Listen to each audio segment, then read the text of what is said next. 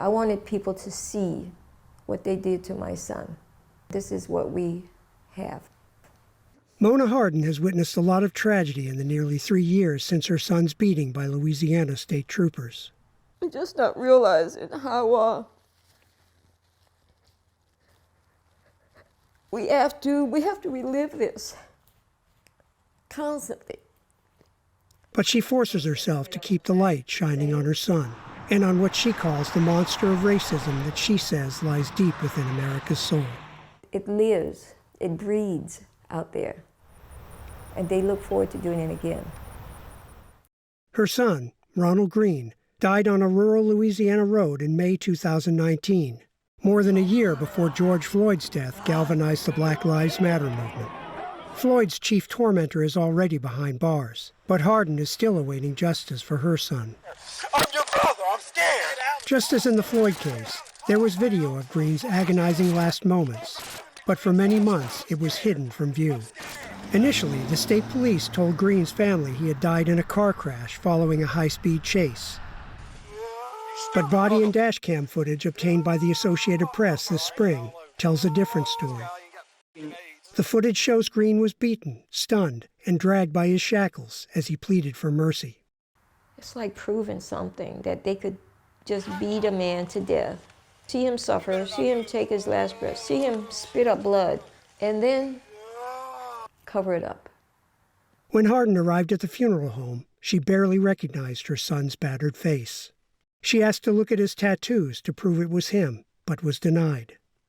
And I laid across him and I cried. And I kept saying, I curse Louisiana. Greene had struggled with drug addiction. He'd survived cancer that took part of his jaw. He died in such a f***ed up, horrific, nasty, evil way. And I'm so mad when I think about it. They took joy in killing him. One of the troopers who confessed to taking part in the beating died in a single-car crash just hours after learning he was being fired, and was buried with full honors. Several senior officials accused of participating in the cover-up were allowed to retire without discipline.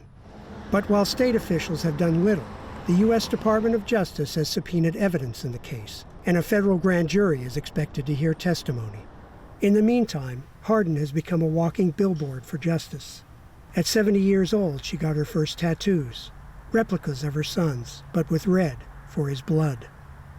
She has joined a sorority of mothers of black men who've died at the hands of the police. I have to stay connected with other families. We are our own therapy. Hardin was in Georgia last month to support the mother of Ahmaud Arbery, killed while jogging in a neighborhood near his home. Families for justice, united. She was with Wanda Cooper Jones and others when a nearly all-white jury voted to convict 3 white men of murder. The heaviness lifted. The immediate thought was like, is this the other side of this ugliness? Is this the good side of such a nightmare? She can't help feeling that she failed to prepare her son for the cruelty of this world. But she's determined to do whatever it takes to get him justice in death. That was my commitment. I won't fail him. I just won't fail him. There's no other way to walk this nightmare. Alan Breed, Associated Press, Orlando, Florida.